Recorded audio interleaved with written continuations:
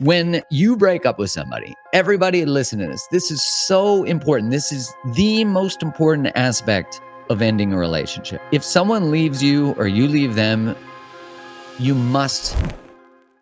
Hello and welcome to another episode of the Mark Groves podcast. Today I'm coming at you with a live Q&A that I recorded on YouTube. I go live on there every once in a while. So if that's something you want to be on and you want to be able to get into the chat, make sure you go to YouTube, hit the subscribe button and the notification button, and you can do that. I'll put the link in the show notes so you got that there. But you could just search Mark Groves on YouTube. That's where I put most of my content that is also not podcast related. So if you miss my content on Instagram or on Facebook, make sure you go there. Now, with all that said, this Q&A, I dive into 3 questions. The first question is surrounding, hey, how do we know if we should stay or go? How do we navigate a relationship that we've had lots of toxic experiences and see, can we get to the other side? And is it even possible? And do we want to? Second question is about leaping and taking the leap into work that we love, doing something that we love, about taking courageous leaps towards our dreams, our passions, our purpose. The third question is about how, when you've been through a breakup and you go through that stage of time apart. In our book, Liberated, we talk about taking an intentional sacred pause, actually taking the time to be with yourself, to stop relating so you can not be with the drug that causes you to abandon yourself or not tell the truth or betray yourself or whatever it might be. So the third question, I explore that. If the question even isn't relevant to specifically your circumstances, I'm sure you'll get something from it. And with all that said, if you do hear a question that you think is relevant for a friend, please share this episode, and much love and appreciation to you. So the first question is, my wife and I have been married for 8 years. We've gone through many ups and downs, and the majority of our relationship was very toxic. We try to break the toxic cycles, but to no avail. Divorce has come up many times in our relationship, but we continue to stay and work on the marriage. I don't know if divorce is the only option at this point, or even where to repair this if we can. I've been listening to your podcast and want to break up with the old relationship and begin anew. I just don't know if too much damage has been done. There has been affairs, toxic fighting, and money struggles. How do you know when it's time to let go in a relationship, right? Such a good question. I'm afraid I'm stuck in a cycle of staying after watching my parents fight and stay together for nearly 40 years. They didn't know how to leave, and I'm afraid I don't know how to leave either. Oh my gosh, this is such a good question. Married for 8 years, lots of toxic up and downs. There's been affairs, there's been all those things. Divorce has come up. You know, the question whether we should stay or go is such a powerful question. And we often even avoid asking that question or bringing it into the conversation in a relationship because we're afraid the relationship itself can't hold that tipping point.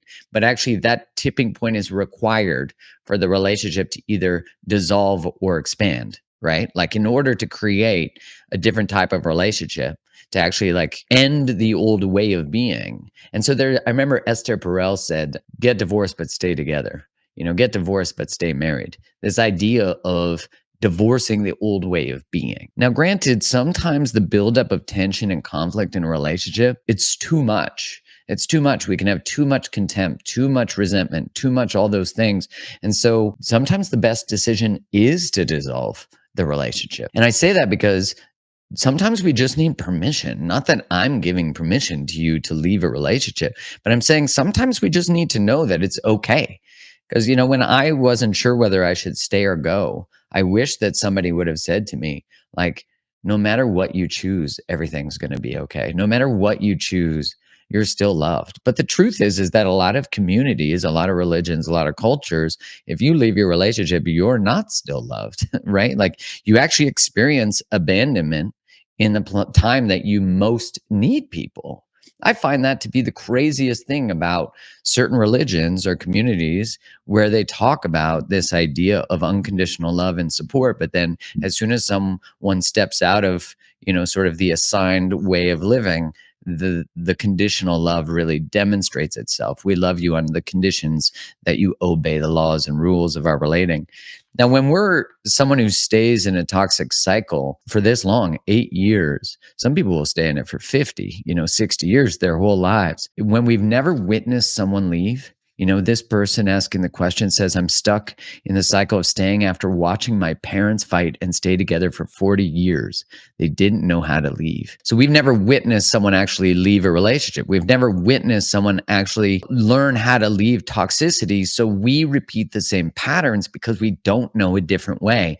Now, I'll say that this is about the healing of inherited relational patterns, because everything you do relationally, you've inherited. You've learned from the people because we didn't have outside education on these subjects. So when we are confronted with a pattern that we maybe thought, I'll never be like my parents, I'll never have a relationship like my parents, then inevitably we end up in similar relationships to our parents because we are changing the inherited patterns of relationship. Now, we could say, well, that's a bunch of fuckery. That sucks. Like, I don't want to have to do that. Yeah, I get it. I get it. It's not fair, but it's what's happened. And life isn't fair. So when we finally get tired of a pattern, that's when things change. Sometimes, and we talk about this in our book, Liberated Love, if you're in a relationship that you want to go to another level and you're in toxic patterns, we talk about this concept of a sacred pause, like actually creating a pause in the way you're relating, creating boundaries in space with one another so that we can change and bring in a new way of being, new behaviors. There's the logistical part of relating, right? The logistical part is the skill set that goes into healthy conflict, that goes into healthy communication. That's important to learn. It's important to learn the skill set. And then there's the part that, like, if I talk to someone and they're saying, should I stay or go? Sometimes, and this is, I think, a great question to ask yourself, if my partner changed everything about themselves and actually became everything I desired, would I still want to be with them? And sometimes the answer is no. Sometimes the answer is no. And the other question I like to ask people when they're figuring out should they stay or go, this is true of a job, this is true of anything, is would abandoning yourself be staying or going? Would abandoning yourself be staying in the relationship or leaving the relationship? Because sometimes we leave things too soon, and too soon is not a judgment, but like sometimes we leave things because we don't actually know how to stay and move through a pattern. So, the real question that kind of gets to you when there's been affairs, toxic fighting, and money struggles, if affairs have not been atoned, they've not been repaired, they will eat away at the foundation of a relationship. Because at the foundation of an affair, which leads to toxic fighting, because we haven't dealt with the actual hurt below all of the pain.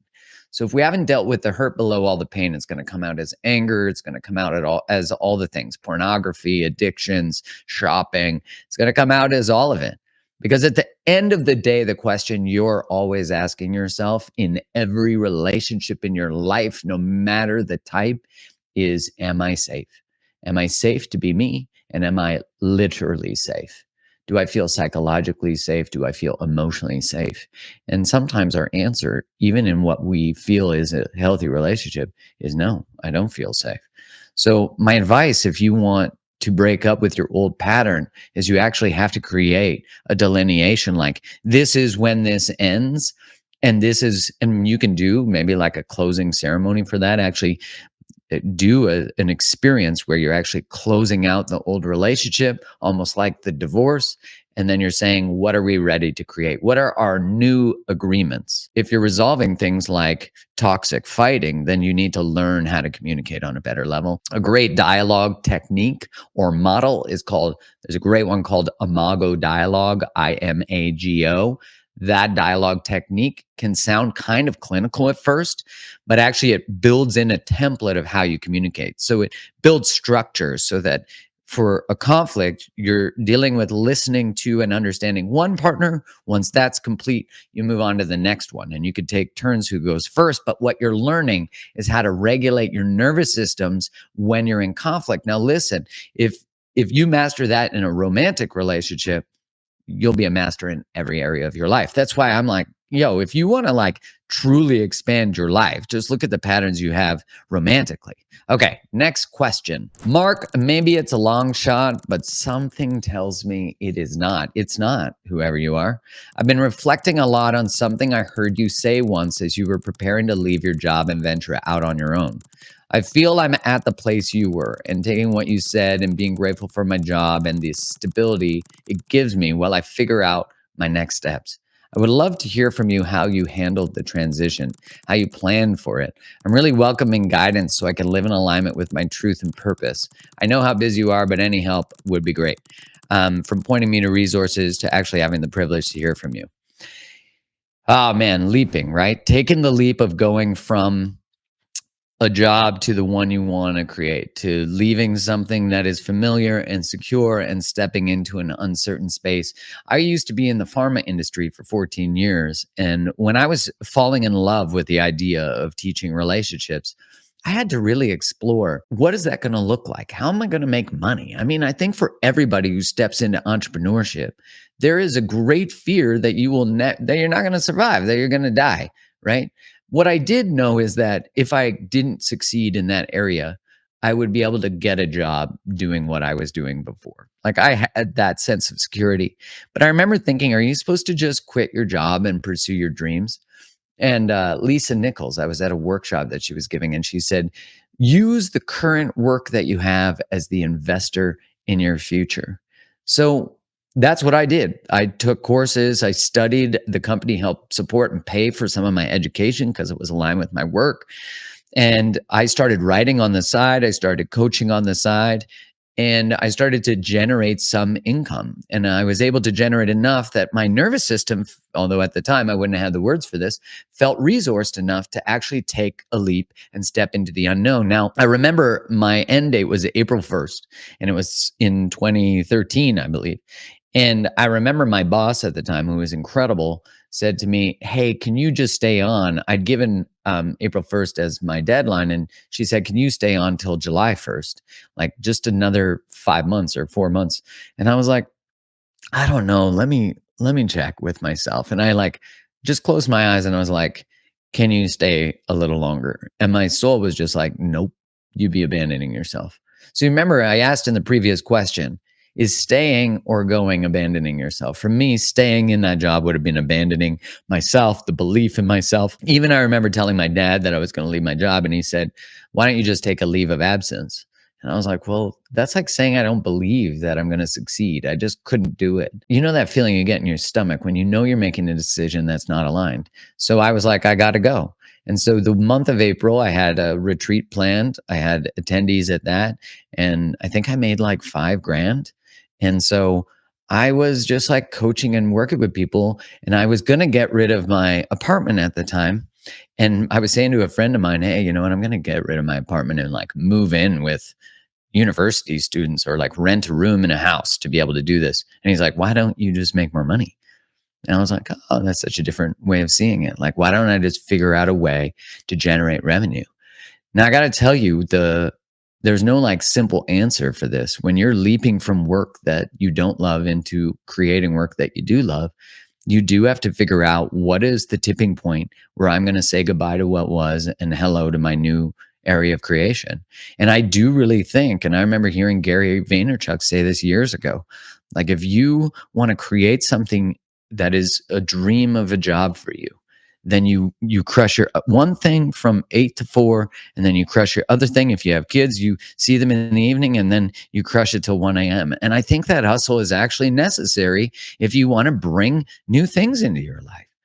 And then you have to just at some point know the tipping point that it's time to go.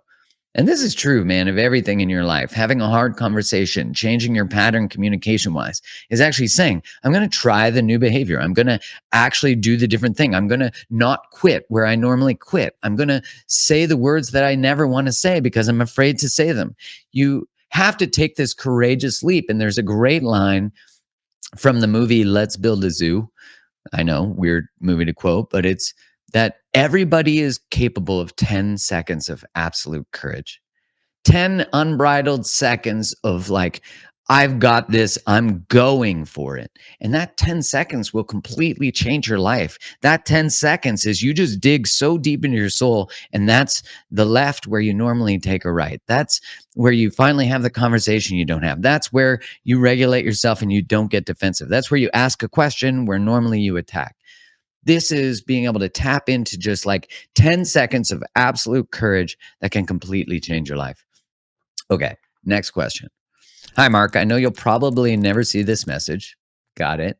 It's right here. Thank you for the amazing work you've done. I'm almost done with your book, Liberated Love. And despite my years and years of self work, I still feel that it led to a breakthrough for me. My now ex boyfriend and I are in an eerily similar situation to what you and Kylie experienced.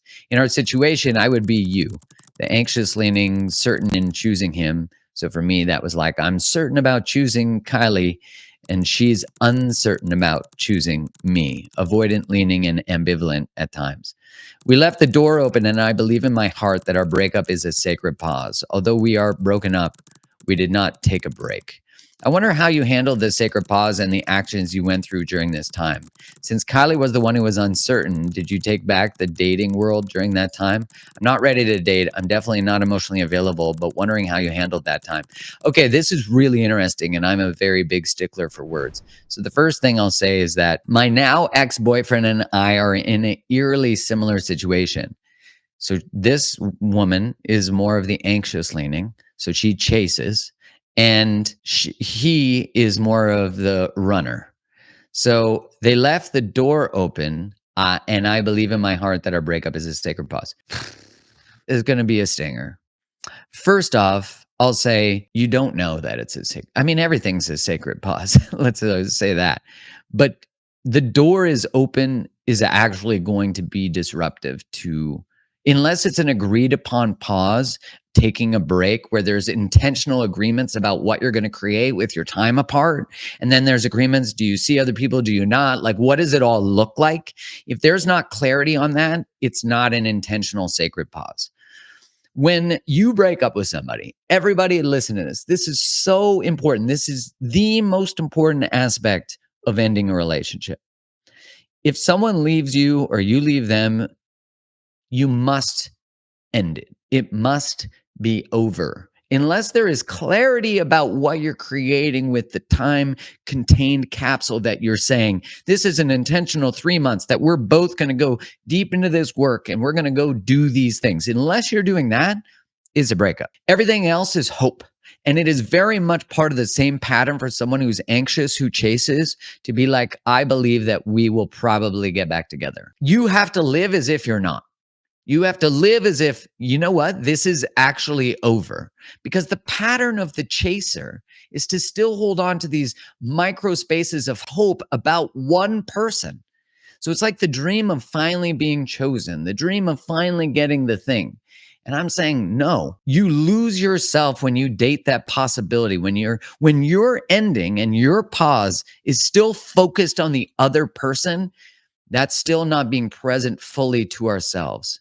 So my advice is, if you had someone end a relationship with you or you ended one and you're still holding on to hope, I'm like, sure, hope for a future relationship with somebody who's fully aligned and ready to choose you at the same level that you choose them. Everything else is not connected to reality. I want you connected to reality. If you're not connected to reality, you can't change your life. If you're not connected to reality, then you can't make adult decisions in relationship. If you are someone who chases people, it is time to say, I'm chasing myself. I'm done leaving my center. And I say this with such love because, like, the pattern ending, the sort of like meeting the grief that we're not being met, is actually saying, I choose. You are not aligned. Anybody that doesn't fully choose you is not for you. Like, a qualifier for someone being your person, full stop, is that they want to be your person, is that they're like, yeah, I'm in. But if they're like, I'm kind of in, or I'm in if it's a situationship, all that is bullshit. And I don't mean any disrespect. They could be great people. But what I'm saying is, like, if someone's in 95%, they're not in. It's 100 or 0. Like, this is a very binary thing. And the healing for people who are chasers is to stop leaving their center and stop leaving their values and stop leaving what they desire, is to finally say, fuck this. It's like a child, right? A child chases possibility, an adult claims it, right? Like a child chases hope, an adult creates it. Like we take full responsibility for who we are and how we show up. And so this is such a powerful moment for this person asking this question. Create the ending. Be clear that it is over unless someone is coming back to meet you. If you're the chaser, stop chasing them. Stand still and be like, I'm open to entertaining a future when you come back towards me and explain to me what you've navigated that has made you capable now of trusting your choice and fully committing. That is such a powerful, powerful place to get to, because what that says is now someone can trust you. If someone is 90% certain about dating you, 90, not 100, 90%, 70%, 40%, 20%, and you're like, I want to date you. They're like, how could you want to date me? Like, I don't want to fully date you. Like, I'm not even sure I can choose you. Why would you want to be with me? Do you see, like, you can't trust someone when they are not able to make informed choices about who they're choosing relationally. My message to anyone who is still clinging to hope is create the future you desire by taking control of your life and creating a delineation, an ending in the relationship. This allows the opportunity for the other person to see, like, oh shit, this person's serious about business. Like, they want to create a future with someone and it might not be me. Yeah, it might not, because that is actually what invites healing. Stop trying to meet them over halfway. Stop trying to do more of the work for them. Stop trying to understand things for fucking them. No, let them grow up and become adults and figure this shit out so they can meet you on the bridge, so they can walk out with you, so they can stand side by side with you instead of you always being a couple steps ahead saying, come. Now, listen, in relationships, it's pretty normal that one person is inviting the other person to learn something, but we have to take turns. If one person is always leading the other person, it's exhausting. And it's usually hierarchical. The person who's always trying to get the other people to change, learn, grow, do all the things, that person is like, there's always something wrong with the other person. And that creates a separation where the other person is like, oh, I always have to have a problem to solve, because if I don't have a problem to solve, you don't have a job. And so in our book, Liberated Love, Kylie and I talk about this, that like, for me, I was chasing her. And part of my thing was like, you need to figure this out. You need to read this. You need to do this. When I stopped doing that, where it was just like, here's what I need in order for you to meet me here. When you're ready to do that, great, I'll be here. That was my growth, to finally say, nope, I want to create a future that looks like this. This is what I desire. I want to create it with you. If you want to create it with me, amazing. If you don't, I still love you. But I can no longer continue in a direction where I'm not being met fully. And when you're not being met fully, it means you're not fully meeting yourself. If I was taking full responsibility for myself, it's saying I was not meeting myself fully. I was not ready to be fully met because I was not standing in my actual desires rock solid. And if I'm not standing in them rock solid, I'm saying, here's what I want to create with my life. This is the kind of relationship I want, but I'm not choosing that. I'm not aligned. And so we're like here for full fucking alignment. Let's fucking in integrity. That's hot. You want to be hot? Get into alignment with your values. You want to be sexy? Get your soul into alignment. You want to be a real smoke show? Get some boundaries. You get access to a no? Hottest shit in the world. And when you have really clear access to your no, your yes becomes trustworthy. So with all that said, I'm going live every week. You can submit questions. I put it in the description. So you'll see it after this goes live, where you can submit questions that I'll answer every week. Can't wait to see you here. Make sure you hit subscribe also so you get notifications. And I'll talk to you soon.